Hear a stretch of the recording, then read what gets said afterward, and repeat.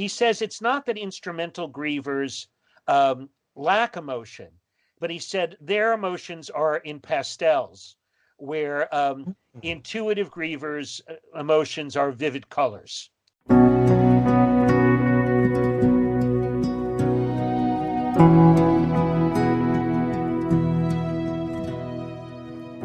Welcome to the fourth season of Heart to Heart with Michael, a program for the bereaved community.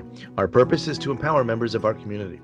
This season, we're looking at grief in its various forms, and we'll be looking at the role of trauma as it affects grief. Today's program is Grieving Beyond Gender. Our guest, Dr. Kenneth J. Doka, is a professor emeritus at the College of New Rochelle and senior consultant to the Hospice Foundation of America. He's the author of many books and articles on the subject of grief, including Grieving Beyond Gender and Disenfranchised Grief. Dr. Doka is highly esteemed in the field of death and bereavement. Previously, he has served as the president of the Association for Death Education and Counseling and has chaired the International Work Group on Dying, Death, and Bereavement. Over the years, he has received multiple awards, most recently from the Association for Death Education and Counseling for significant contributions to the field of thanatology in 2014. In 2006, Dr. Doka was grandfathered in as a mental health counselor under New York State's first licensure of counselors. He has been a keynote speaker at conferences throughout the world, including Israel, where I met him last year at the International Conference on Grief. Dr. Doka, thank you for joining us on Heart to Heart with Michael. I'm delighted to be here, Michael. Please explain what grief beyond gender really means. Well, originally, Terry Martin and I began to do some work on the question, do men and women grieve differently? And what we found, of course, unsurprisingly, is that some do and some don't. So we realized it was a much broader concept, and we began to talk about what we called grieving styles, sort of along a continuum. And generally, one grieving style, which we'll call the instrumental style, a lot of men have, but not all men. And another grieving style we call the intuitive style is often found in women, but again, not every woman. And we realize that there are other elements, culture and life experiences, that all affect the ways an individual grieves. To those instrumental and intuitive styles, we also talk about styles in the middle of the continuum that we call blended. And then we also talked about styles that we call dissonant, where the person's experience of grief is, let's say, very emotional, what we called intuitive, but for some reason or another, maybe because they're a man and they're uncomfortable crying in front of others, they sort of repress that style. We call that a dissonant style, where the expression of grief is different and dissonant from the experience of grief. I can speak to my own example there. When my daughter was dying, we got a warning early one morning that we had to get there quickly, that she had a seizure. And when we got to the hospital later on that day, the doctor told us we had two options, bad and really bad. And you should know that really bad is that she might wake up. So I immediately found myself jumping over all the stages, going right into acceptance. And for the next 3 days, while this was playing out slowly, I maintained a certain level of calm, which was good because I felt I needed to be there for the rest of the family who needed to be caught when they started dropping, which is pretty much what happened. And so I found that I had that male kind of quiet acceptance going on. And I found also that during the mourning period, I didn't expressively cry a lot. But I do find that over time, I'm much more open about it. I'm much more willing to talk about it. I'm much more expressive about how I feel about it, where everyone else around me has sort of clammed up and become rock. So there's that moment where you cross the bridge back and forth. Do you have numbers on that? Do you see that? We see that, and as I said, I'd probably want to examine a little bit further whether I would label that a more blended style or whether I would label that a more dissonant style. And I'd really want to see how you cope with other events in life. And then there are also in our book, we have what's called a grief pattern inventory, where one can really sort of assess what style one really seems to have. Oh, tell me more about the inventory. What kind of questions did you ask there? Oh, well, we asked if, we have a lot of statements that people agree with or disagree with or say likely. I think it's more of a, so one question might be, I think about her a lot. I focus on good memories, or when somebody died, I often find myself wanting to do something to memorialize them, or I cried a lot. So we have a whole series of questions that are charted out, and where one can really find, okay, this seems to be more my pattern. Maybe we should go deeper into what are some of the basic patterns. How does that, Okay. manifest itself? Who do we see? Okay, so if we look at let's look at the intuitive pattern, because that's the pattern we often think of when we see grief. And Mhm. unsurprisingly, we think of that because most of the early research was done on widows. Ah, okay. So we tended to get a perspective of how many widows dealt with grief. And the intuitive griever is a person, when you say, how did you experience grief? Deep down inside, how did you experience grief? Mm. And they'll often talk in terms of strong feelings. I felt waves of anger. I felt waves of guilt. I felt loneliness. I felt sadness. There were times I didn't want to face anybody. Mm. Um, and if you say to them, how did that grief get expressed? And those are the three, those are two of the three questions we ask. And they'll say, well, and basically it mirrors those feelings. I cried a lot. I shouted. I screamed. I Mm. withdrew. I did this. And then you ask the third question, how did you adapt? What helped you? And most of Mm. these intuitive grievers will say, I needed to talk with people. It helped me to join a support group. It helped me to do this. Right. It helped me to journal. Now, on the other end of the continuum are the instrumental grievers. And often they'll use a very different language to describe their experience. They'll Right. say things like, I thought about the person a lot. I was flooded with memories. Sometimes they'll talk about it very physically. I felt like somebody punched me in the stomach. But the feeling language will be much more muted. And then if you say, how was grief expressed? They'll talk about, well, I created a fund for her. And the like. And often when you ask what helps, it's the doing that helps. Um, One of the men we studied, who turned out to be very instrumental in our study, was a man whose daughter died in a car crash, coming home one night, snowing. Streets were a little slippery, new driver, and her car overturned, Oh, and she wasn't wearing a seatbelt. New driver, and it went through a neighbor's picket fence. And literally, the day that he buried his daughter, he was out there fixing the neighbor's fence. And the neighbor came running out and said, John, you don't have to do this. You don't have to worry about this. And he said, no, I do. And he said to her, and he said to us, I told her it was the only part of the accident I could fix, and I needed to fix it. wow. And that would be the more instrumental griever. Blended grievers are, as I said, more in the middle. And dissonant grievers will be the person who'll say, I didn't want to cry. I didn't want my children to see me cry, but their experience is very emotive. I'm curious how this got to be labeled as a woman's grief for a man's grief. Is it just Did not by statistics? us. Not by you. It's not by us. We say, one of the things that we say is, if you look at the studies, and we're very clear on that this is not about gender. As a matter of fact, early on, we used to call it masculine grief and feminine grief, and we Right. particularly moved away from those because we wanted to make it clear it's not about gender. It's beyond gender. Certainly, we would agree that women tend to be more on the instrumental end of the continuum, and excuse me, on the intuitive end of the continuum, and men tend to be more on the instrumental end of the continuum. But we So there's really want to numbers make then. there's I don't know what the numbers are yet. We don't have that good of research on it, but certainly what we see, as people, some of our research and some of the research that's been done after that, is that clinicians will often remark on that they do see, and it depends on the culture too. Yeah. In some cultures, people are much more instrumental on other ends. Um, Lutherans are often Scandinavian, and there's.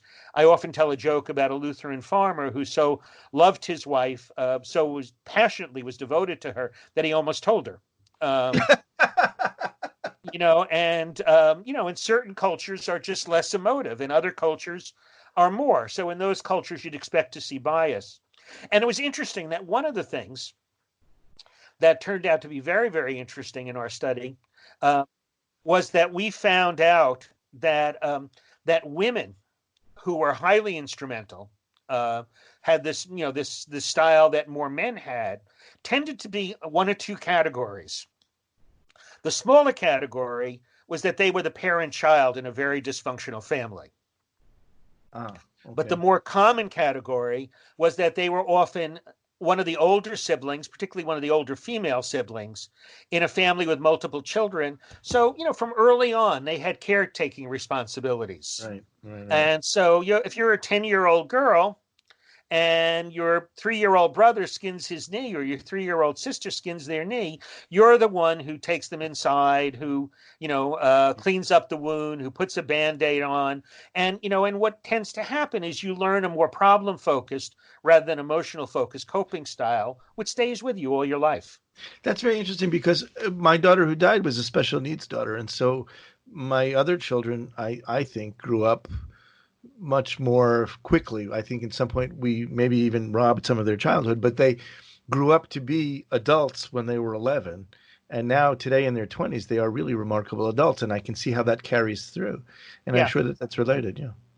Yeah, you learn, and basically what we're talking about is we're talking about coping styles. Mm-hmm. Yeah. And that's one of the things we watch, So for instance, if you were to tell me, I don't know if you get Seinfeld out in Israel. Do you get Seinfeld on television? Of course.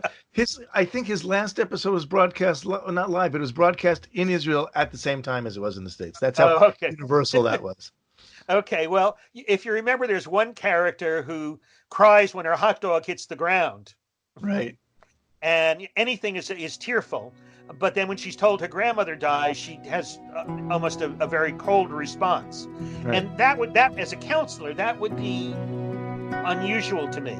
Usually one of the ways you tell grieving styles is you want to see a continuity in coping.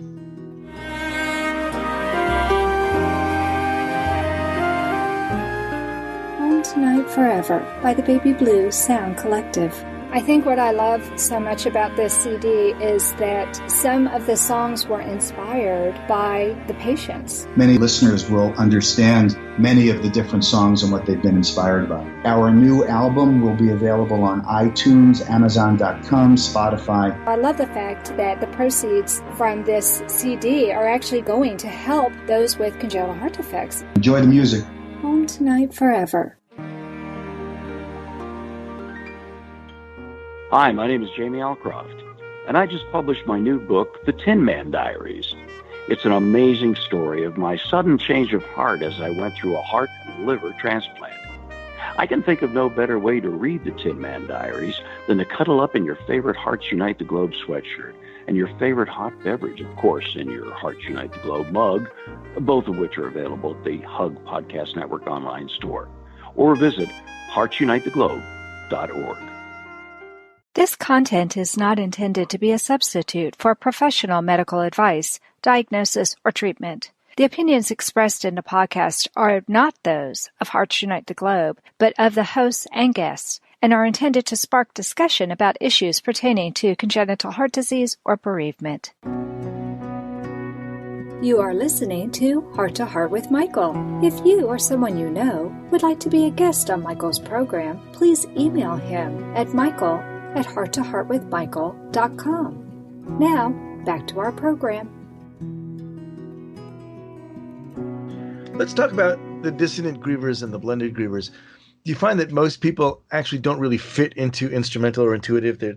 It's just too constrictive, that most people somewhere float around towards the center, or at least in that direction?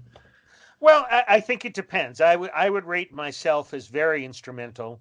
I always picture it as two kinds of things. One is just a continuum. Mm-hmm. So some people are more toward the middle and some people are on the ends. Or another way of looking at it that I think is very useful is a sort of Venn diagram, where there's a separate space for instrumental grievers, a separate space for intuitive grievers, and then, a shared space in the middle for grievers who are more blended. And grievers who are more blended will often talk about responding one way to one kind of loss or responding another way to another kind of loss. Okay. So they have multiple coping techniques. And then the dissonant griever is the one. This is the person who is really repressing grief in the classic sense of repressing. So their experience is very, very different from how they express it. Now, a lot of times, many men are accused of repressing their grief because they're not crying, they're not emotional. And we'd always say, well, that's not necessarily true. They may be Thank you. talking freely about their loss. They without much emotion, but and Terry has a lovely statement. Terry Martin, my co-author, it's attributed to both of us, but I really want to give Terry credit. He says it's not that instrumental grievers lack emotion, but he said their emotions are in pastels, where intuitive grievers' emotions are vivid colors. So, I like that. Yeah, I like that too. And so, as I said, the dissonant griever is the person who really deep down feels this deep emotional grief, but either because of some perception of the male role or they're trying to protect others, they don't do it. These are the people who often find it difficult to talk about the loss. Right. Because I had one. I'm very proud of myself in this case, and I'll tell you why. Because in my neighborhood, the favorite joke of me in my neighborhood is that my favorite tool is my checkbook. Like I don't like to do a lot of self-help projects. Landscaping needs to be done, I'll get a landscaper. Painting needs to be done, that's why we have painters. So it's a neighborhood joke. And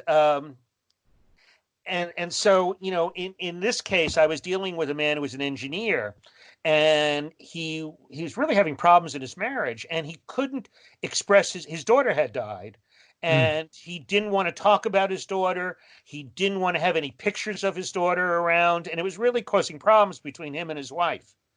And we talked about it, and he said, "I'm afraid that if I open the dam, it'll burst." Right.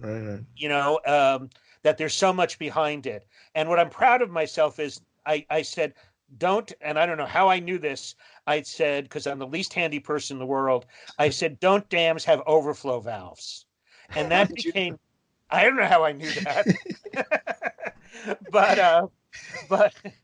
but it was a very therapeutic metaphor for him. And he was able to realize he could control his emotions, that he could. And one of the things he started doing was he'd play this music and cry in the car on the way home. Tears would stream down his, he'd play some of his daughter's favorite songs. But then he was more open to having pictures and talking with his wife. But he had to have some control. He had to feel he can control that overflow valve. We call that in counseling dosing. Dosing, sure. I have to tell you, my personal experience, I still don't really understand it. I thought I would cry. I thought I would spew. I thought everything would, and I didn't. I wanted to. I tried. I didn't. I couldn't. It wasn't that I was holding it back.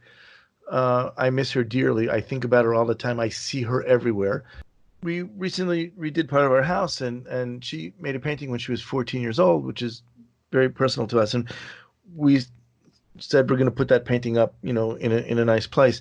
What I said all along was that I didn't want our house to become a museum, but I did want reminders of her as appropriate, and I just didn't want it to take over the house. And I still have 2 other children who don't need to feel like their lives have ended because all we do is talk about our daughter. And I think we were successful in that. But my grief, I miss her terribly. I miss her every day. I think about her all the time. But my physical grief, I think, is more internal. It's more quiet. It doesn't need to be shown. On the other hand, at the drop of a hat, I'll walk into a room and say, "Hi, my name is Michael. I lost my daughter 6 years ago," and and it's a part of who I am. She defines her death in many ways, defines who I am, and I'm okay with that. And that sounds to me like a very instrumental way of dealing with it. The fact that you use the language, "I think about her all the time," rather than I cry all the time, or that's the language of an instrumental griever. That's interesting because I think my wife is more instrumental, or at least she's much more quiet about it, although she has cried on occasion. And I always think that, and here's my next question, maybe it's good that men and women grieve at least a little differently, because I find that when one of us is down, the other one is there to pick us up. and vice versa. Do you find that there's a certain kind of balance when you look at a husband and a wife talking about their child together, that it's good that one is more instrumental and one is more intuitive, and that it's good that one is up when the other one is down, and there's always a safety net? Well, it's an interesting question that you raise, and one of the things that we look at is how do families look at those differences, and there's advantages to having what you might call are these symmetrical styles, Mm-hmm. because they can provide support when they work well. On the other hand, for some people, it's I don't understand your grief, and it becomes Right. alienating. So it's to me one of the dimensions. Do we have complementary styles as a family? Do we have symmetrical styles? I think either of them are not necessarily problematic. It's whether we understand and respect how the other person is grieving. Well, I would totally agree with that. And I think that at some point we probably passed that point where how come you're not upset or why aren't you crying? And I think we were able to understand each other's grief because look, we've been together for so long Yeah. that we understand each other that, okay, that's good. Call it what you want, but you're down and I'm up. And Yeah. when I'm down, I know that you're up. And that just works for me. And then we never had that conversation again because we found a way to understand each other. Yeah. And that's the ideal. Whatever your styles are, even if they're complementary. Complementary people who have respectful styles to one another can say, I'm feeling really bad. And the other person can say, I'm feeling really bad too. And they hug each other and they move on. I was 5 hours old when I had my first surgery. Wow. The only advice I can really give someone like that is to be there for your family. This is life, and you have two choices. You either live it or you sit in a corner and cry. I am Anna Jaworski and the host of Heart to Heart with Anna. Join us on Tuesdays at noon Eastern Time on Spreaker or Blog Talk Radio. We'll cover topics of importance for the congenital heart defect community. Remember, my friends, you are not alone. If you've enjoyed listening to this program, please visit our website, heartsunitetheglobe.org, and make a contribution. This program is a presentation of Hearts Unite the Globe and is part of the Hug Podcast Network. Hearts Unite the Globe is a nonprofit organization devoted to providing resources to the congenital heart defect community to educate, empower, and enrich the lives of our community members. If you would like access to free resources pertaining to the CHD community, please visit our website at congenitalheartdefects.com for information about CHD, hospitals that treat CHD survivors, summer camps for CHD families, and much, much more. You are listening to Heart with Michael. If you have a question or comment that you would like addressed on our program, please send an email to Michael Lieben at michael@hearttoheartwithmichael.com. Now, back to Heart with Michael. Ken, how can I use this practically? If I have a neighbor or a friend who's grieving, how can I identify the kind of grieving that they're engaged in, and how will that help me relate to them and maybe say something that's not hurtful or painful? Okay. Well, I think the first thing is of course to, depending on how much you know about them, how have they tended to cope in the past? Mm-hmm. Is this a person who tends to be a problem solver? A car gets hit and they're crying, or is it a person who says, okay, we need to get an estimate from the insurance, we need to get to the repair shop, Right. So look at their ways of coping if you know it. Second of all, listen to their language. Just like I talked about yours, you use the language, I think about her all the time, rather than I cry all the time. Mm-hmm. So listen to their language. And then I think, again, so much of what we say is, I think it's important just not to say something stupid. We have done whole shows on this one. Yeah. And to me, it's anything that invalidates the loss. Well, thank God you have other children, but you don't have a daughter like you had, or you're young, you can get married again. Those are stupid statements because they invalidate the loss. I think the thing is just to express your sorrow. I think another thing to do is to be explicit about what you can do.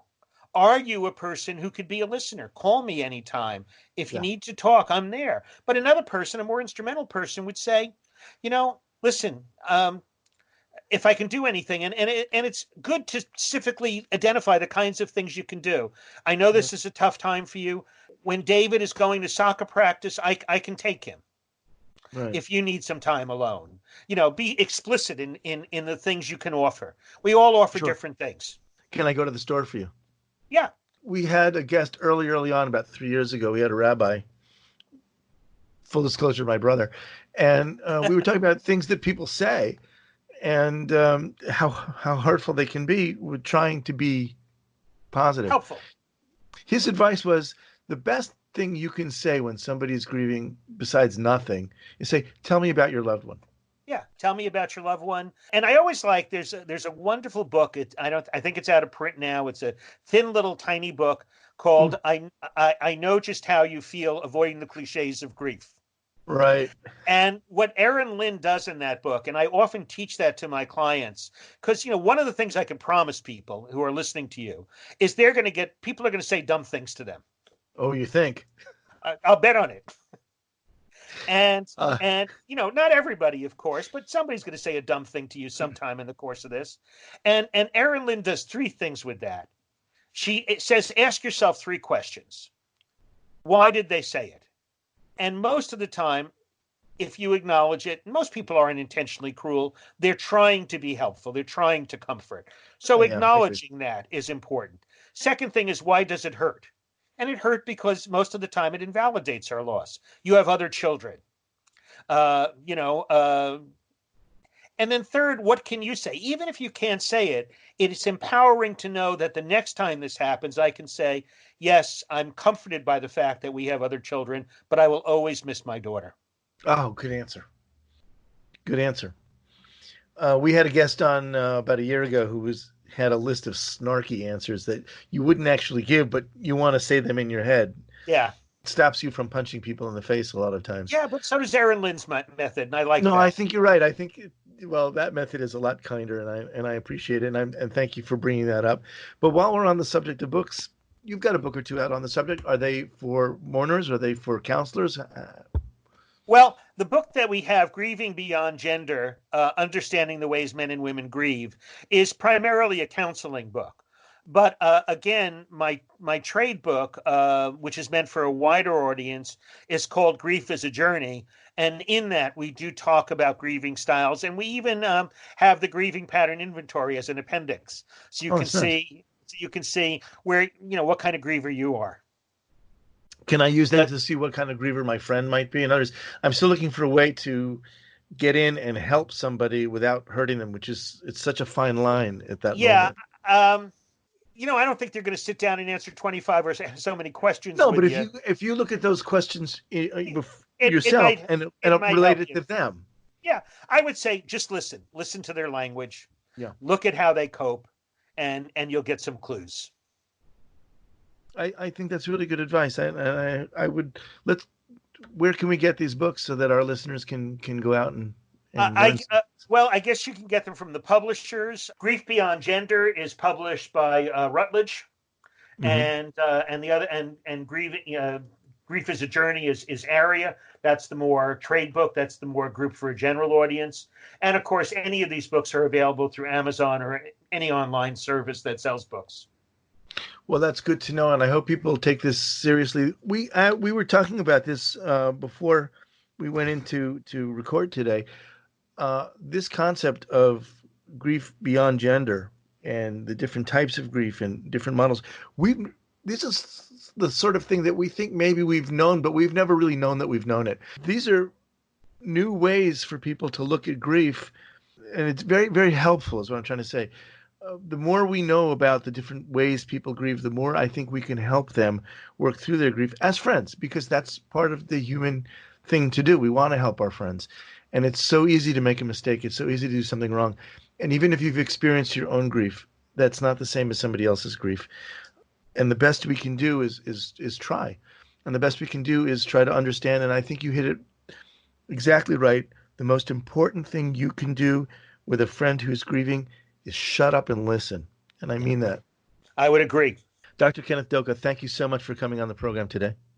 Thank you. It's always a pleasure to be here. I want to thank Dr. Kenneth Doka for sharing his experiences with us today regarding the different ways that people grieve. Please join us at the beginning of the month for a brand new podcast, and I'll talk with you soon. But until then, remember, moving forward is not moving away. Thank you again for joining us. We hope you have gained strength from listening to our program. Heart to Heart with Michael can be heard every Thursday at noon Eastern Time. We'll talk again next time when we'll share more stories.